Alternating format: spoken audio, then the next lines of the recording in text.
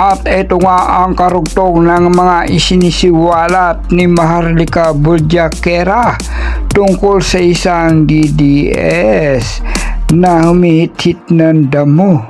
At dito nga ay pinangalanan niya at gayon din ang kaniyang ibubunyag o binubunyag dito na si dating Pangulong Digong ay nagpakita sa kanila ng patotoy at ito ay kanilang kinuhanan.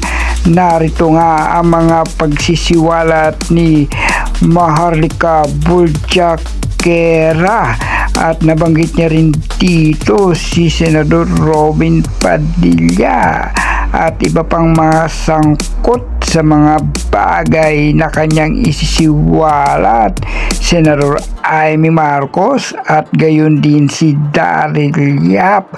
Panoorin po natin ang kanyang revelasyon. Na, ilabas ko yung bangag na bangag ka sa Netherlands. Na sumisinghot ka sumihit-hit ka ng weed. Na favorite din ni Lilibag. Oh. Gusto mo? I-message mo lang ako kung gusto mo. Okay. Bibigyan kita ng 24 hours. For sure nanonood ka. Bibigyan kita ng 24 hours kung mananatili ka dyan sa gadyotahan ng Team Alpotera. Gusto mo ba, Grace? Gusto mo ilabas ko din? Oh, sige nga. Oh, Grace Ibuna, ex ni Gabby Concepcion. Si Grace Ibuna ay witness din. Pinakita ni Alpot ang private part ni PRRD. Ito na natin to. Patay kung patay.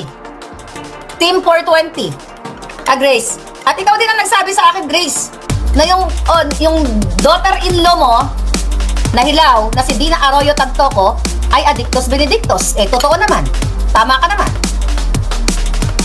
Oh, ako pa ba?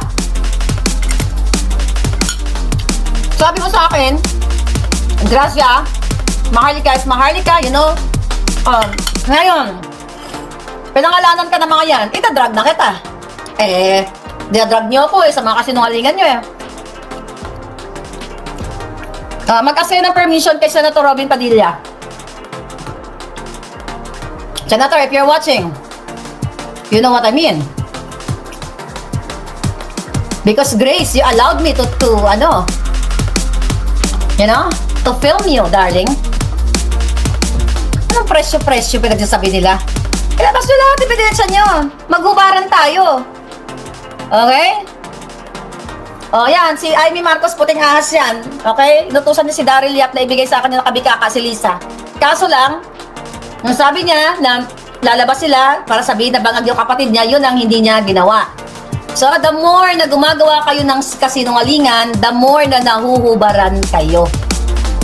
Mga kababayan, ang puting ahas, si Amy at saka si Daryl, sila ang nag-feed sa akin ng bilat ni Lisa na nakabukaka na nagpakangkang daw. Oh. Sinubukan nyo ako. Grace, gusto mo ba ilabas ko yung nag-hit-hit ka? Mag-message ka. Within 24 hours.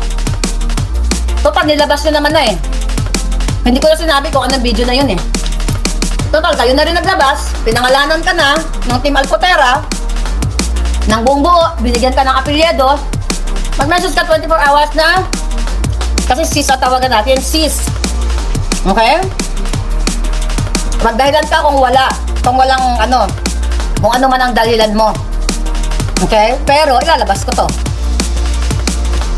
Kasi inalaw mo naman ako Bangag na bangag ka dito Technically, wala namang kaso kay Gracia yon. Kasi legal naman sa Netherlands ang humit-hit. Pero alam na ng public na humit-hit ka. Ano sabi mo? O ito, dagdag na natin to. Immigration. Meron yung technique si Grace. Yung mga chocolate, na real chocolate, papalitan niya ng chocolate bar na ano tawag dyan? Na MJ. O ayan, alam nyo na. Oh, nung umuwi siya, galing ng Netherlands, may bitbit sa chocolate. Na ang laman, nakalusot sa immigration. Ayan, Lisa, baka gusto mong puruhan, mag-grumble kayo. Diba? Sinabi mo sa akin, nagdala ka.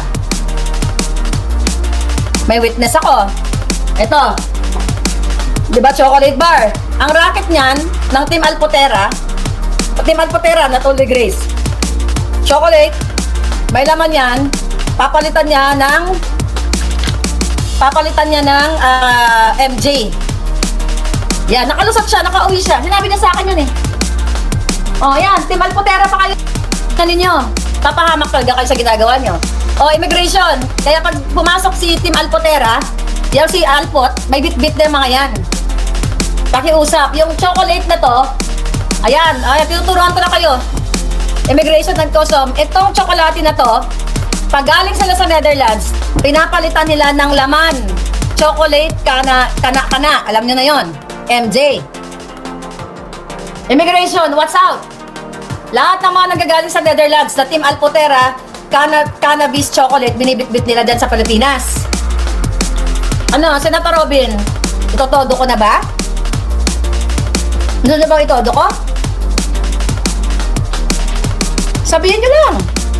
Oy, Pedea, ano mo yung ano na yan?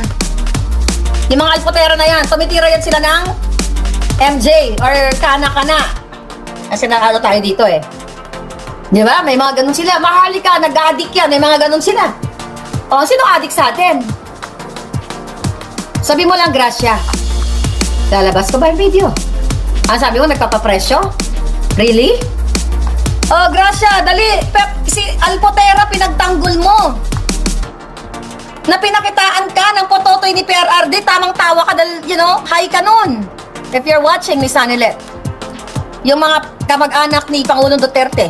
Andun si Grace. Andun ako. Andun si Navy SEAL. 3 kami. Pinakita. Pag uwi mo, Grace, nakita kayo ni Alpot, you're declaring war against me, pero hindi kita pinatulan. Pinagbigyan kita. Ang saya-saya natin. Dahil sabi ko, I treasure that moment with Senator Robin Padilla. I treasure that moment because, sabi ko nga, may palabra di honor ako. Ngayon, sama-sama kayo, Aimee, Daryl, ang mga pukin ng inan nyo, pagbulin ko kayo sa ebidensya.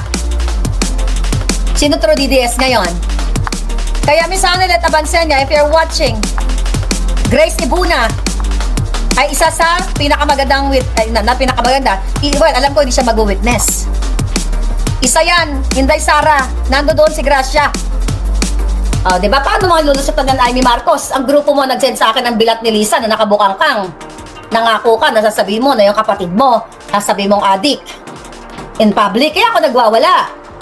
Then, sinabi mo, dun sa message na sinare ko, kakalat yan mamaya, the moment na tumigil yung kadadakdak ko dito, i-spread na natin yan. Senator Robin. Gusto mo ba ilabas na yung video ng kaibigan mo? Ilabas natin? Yun ang wawasak sa mga karera nila. O sa karera nyo. At ayan nga ang revelasyon ni Maharlika Budjakera. Marami siyang isinasangkot at marami siyang mga resibong ipakikita at patutunayan sa kanyang mga sinasabi. Ano kaya ang kahitnat na ng pagbubulgar na ito ni Maharlika? Tuluyan na nga silang hindi magkasundo ang mga DDS vlogger na ito.